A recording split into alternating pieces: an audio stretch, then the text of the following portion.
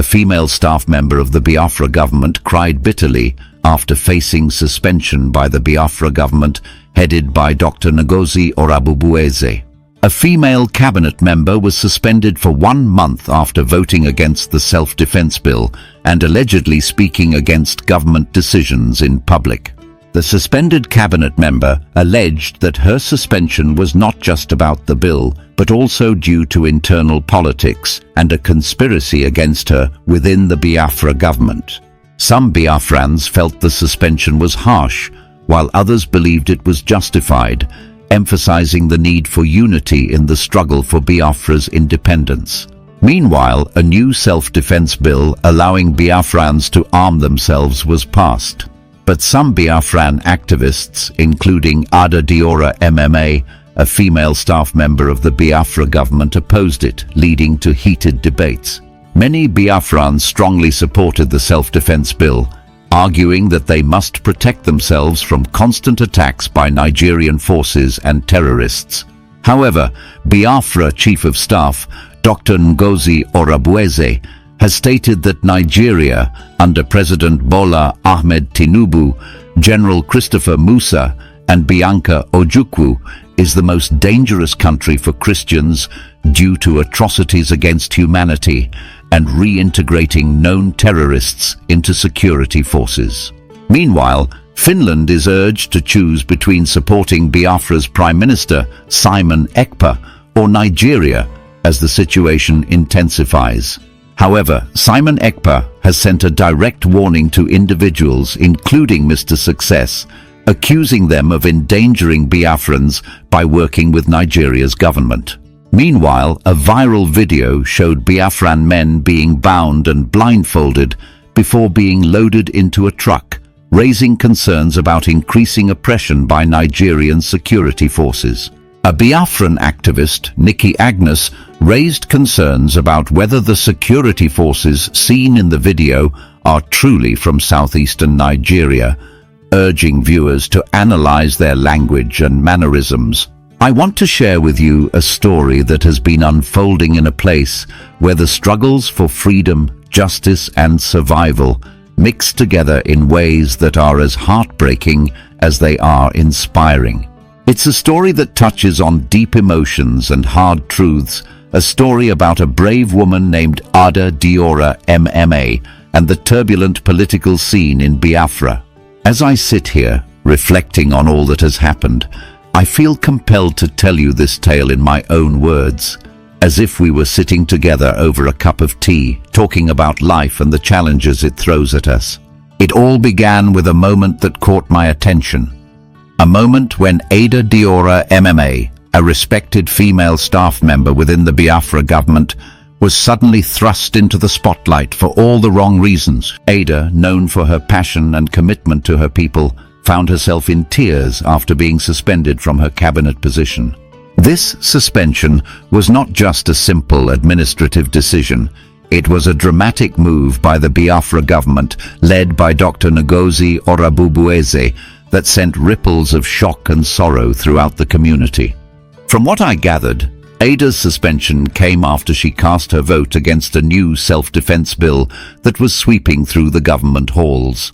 Now, this self-defense bill was meant to empower the people of Biafra, allowing them to arm themselves so they could better defend their communities against the constant threats posed by Nigerian forces and various terrorist groups.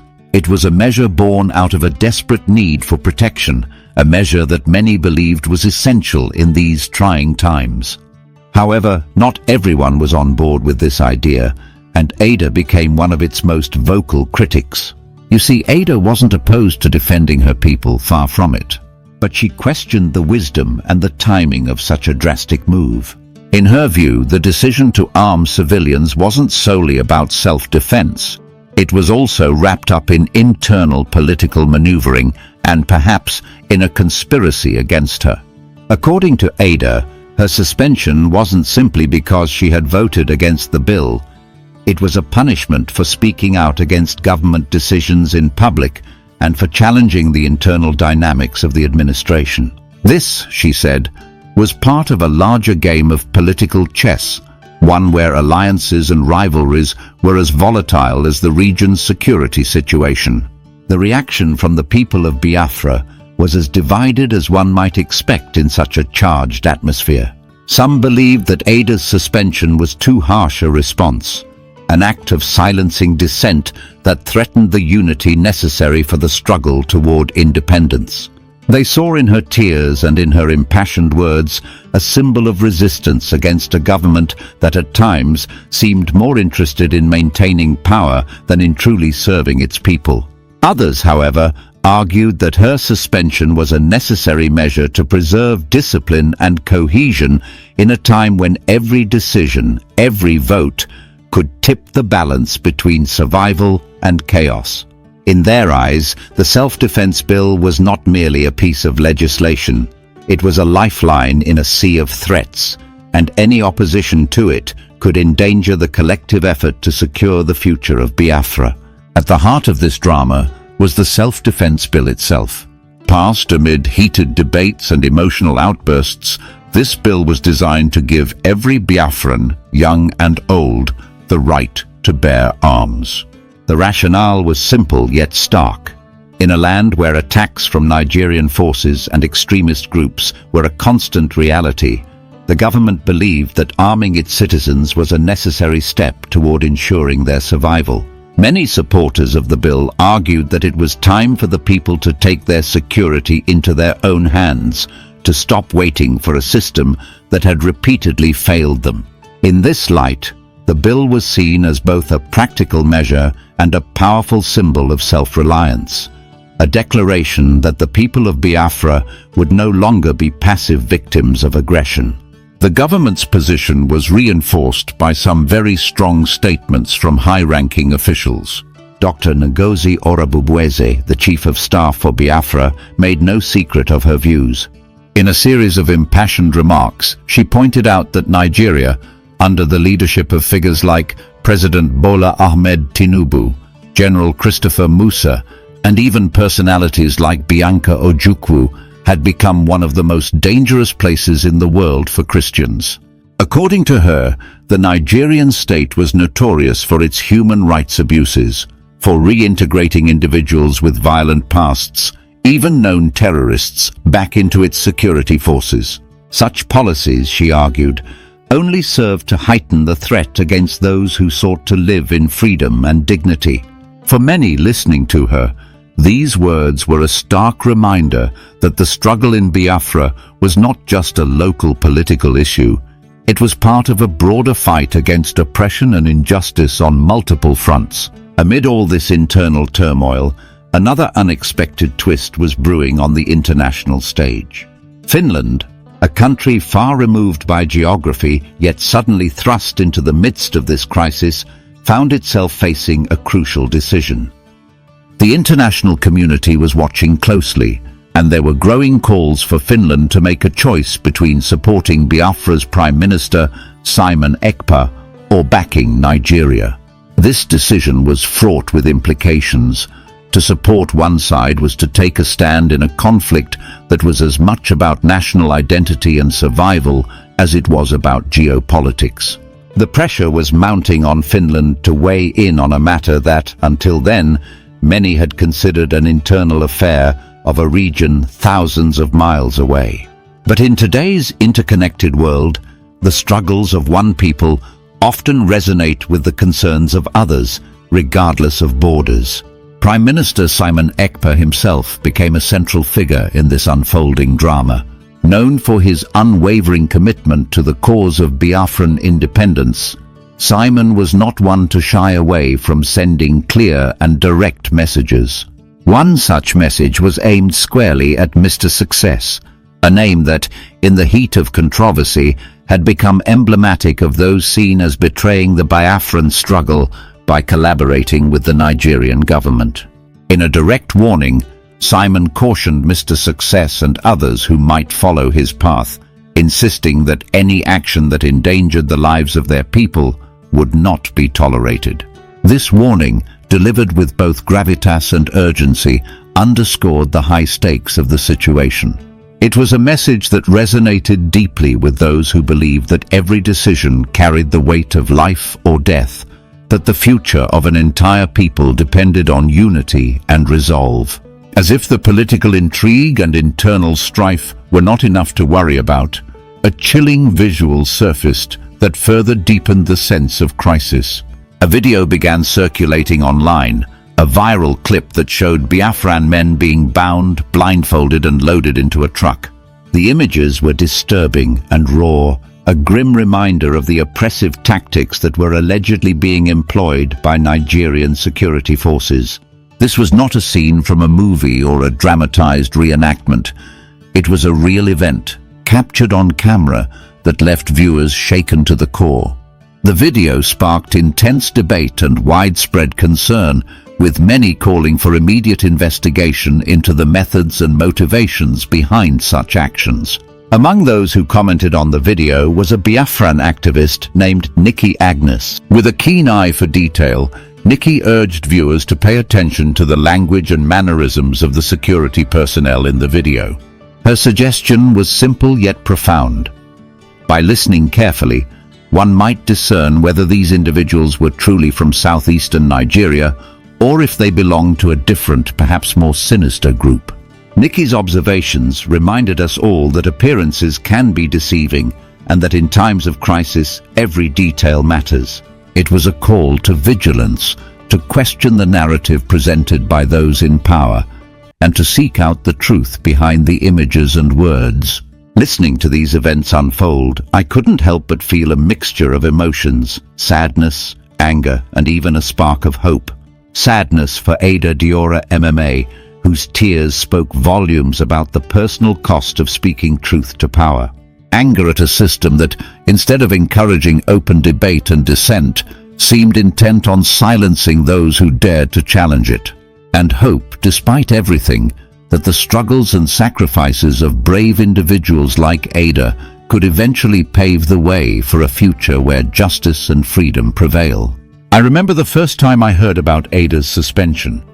It felt like a punch to the gut, a reminder that even those who are committed to fighting for what is right can be overwhelmed by the machinations of power.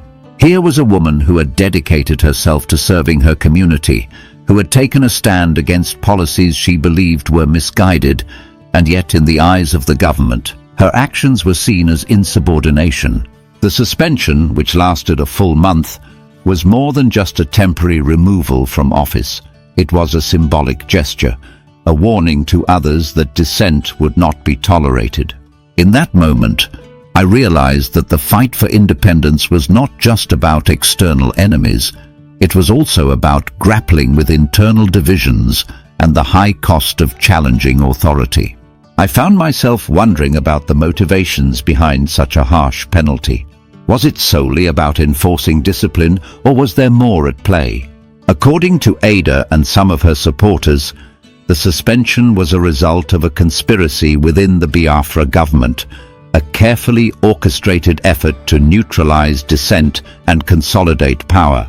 It wasn't just that she had voted against the self-defense bill, it was that she had dared to voice her disagreement publicly, to stand up against decisions that many in the upper echelons of power were pushing forward without considering the voices of the people. In a place where every decision could mean the difference between life and death, silencing a critical voice was tantamount to endangering the very lives the government claimed to protect. As the story spread, so did the conversations and debates. Friends, family members, and even casual acquaintances found themselves discussing the merits and faults of the self-defense bill and the broader political strategies of the Biafra government.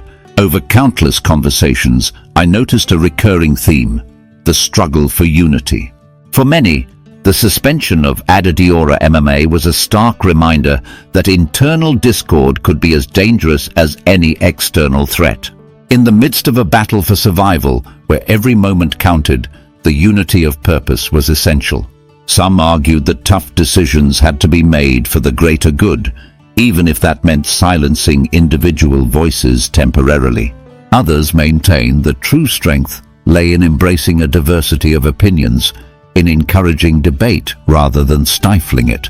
I recall one evening sitting with a small group of friends who were deeply invested in the Biafran cause. One of them, who had family in the region, spoke with a tremor in his voice about the ongoing conflict. He described how, in his opinion, the self-defense bill was both a necessary evil and a potential catalyst for further division. If we don't arm ourselves, he said, we are as good as defenseless, but if we arm everyone without proper checks, we might end up fueling the fire. His words echoed the sentiments of many who were caught between a rock and a hard place, trying to reconcile the need for security with the risks of further internal strife. At the same time, I couldn't help but be drawn to the updates from the YouTube channel that had been tracking these events. The presenter on the channel had a way of speaking that was both direct and deeply personal, a style that made every viewer feel as if they were part of the conversation. He would greet his audience warmly, calling them "my wonderful people" and "lovers of freedom worldwide," a phrase that somehow encapsulated the hopeful spirit of the movement. In his updates, he recounted every detail, from the statements made by government officials to the stirring audio clips that carried warnings and messages of unity.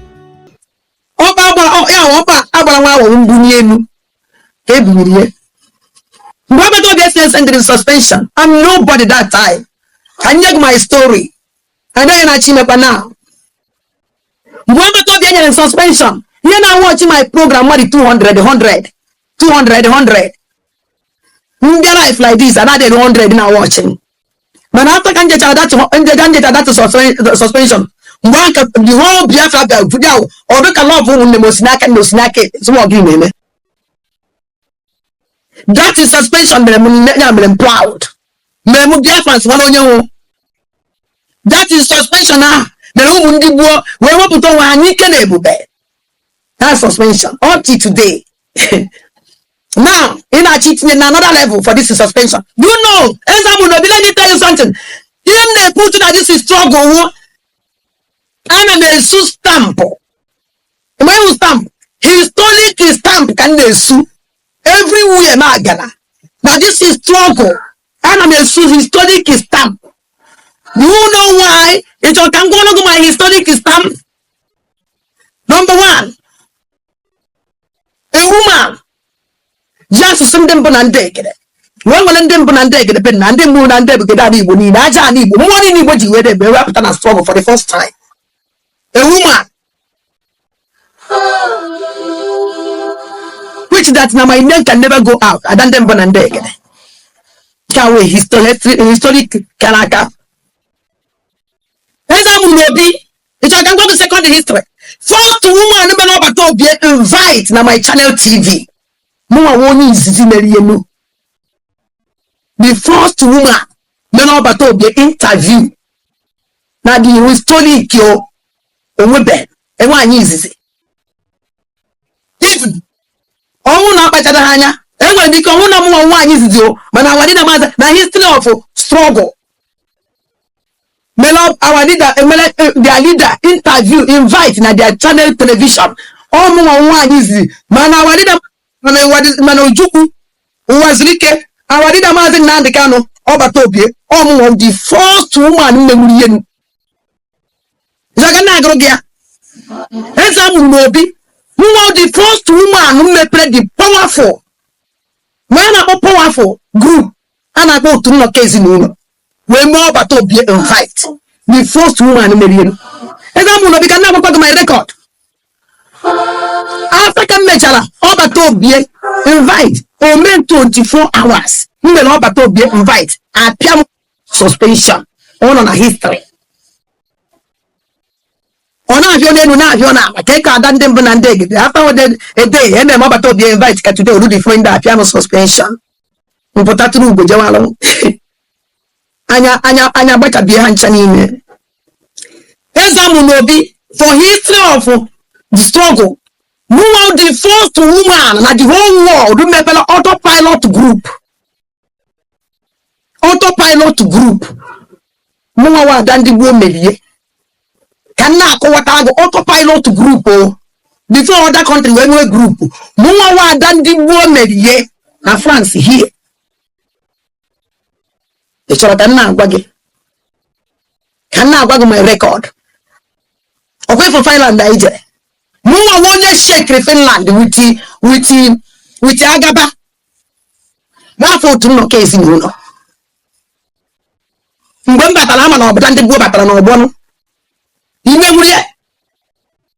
Opana television ka jo bamba bango sirigi. Okay, di na chi imitate that and the women need too small. Not too small. Here's how we can now wagi. Do you see our chief of staff? You have created another history with her. The first woman, the first person, our chief of staff with nearly suspension. Than the war. Oh, you have a history. First person, only suspension. After a DPM. After K100 Biafra Naka. The first person in suspension one than the war. And I may break record now. Get you in a dada. You know, I can create my history. You help me to create my history. You don't even know. You know them. As I will be in my suspension. Carrying no mother. Agent and the whole channel come from the put that suspension. I found an enemy. Honestly, but not this evening. I don't surprise. And I break that record yesterday night. Put no position on social media. Then I don't get the suspension, but I found me anywhere. I don't know when you went. I got on table. So each and another on your platform to discuss how to destroy that devil and take it. Exam will be the too small. If you think that you succeed nothing. But let me tell you something. Let you go with the go for. I won't even know Kumakaga will feel.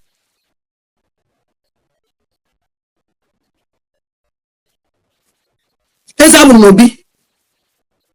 When I come on my platform, exam will be how many times? Exam will be given on fundraising. I'm on from Otuno Casino kissing. I show you the road. And the time I came on, I go for that. Exam will be the first group which you have to be HG. Now I know where made HG accept. Now they talk. Yeah, Ezabata no be. Oh, do no casino. If ready that he can't contest me. Now do in your order. May request. Go down also. He begi. Kenya than the Banandek in the suspension. I didn't blame Mugi. But they succeed. Go your request that got granted. Can you go again? I choose Namo. I can't get. Ina to me nada. You want to Muguru Palankata. And when they said suspension yesterday, Nemenke. Omi vegida kwague. Omi vegida kwague. Imano fono gukaija bondo yao. Omi vegida kwague.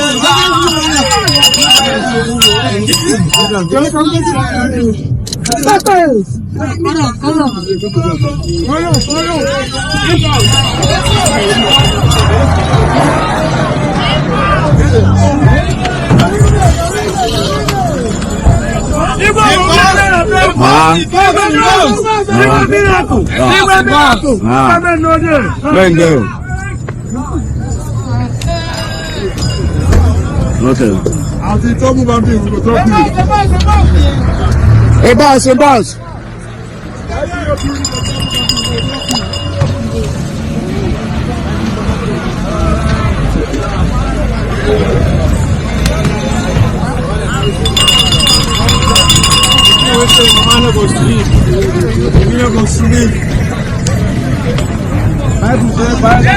This is the end of our news update.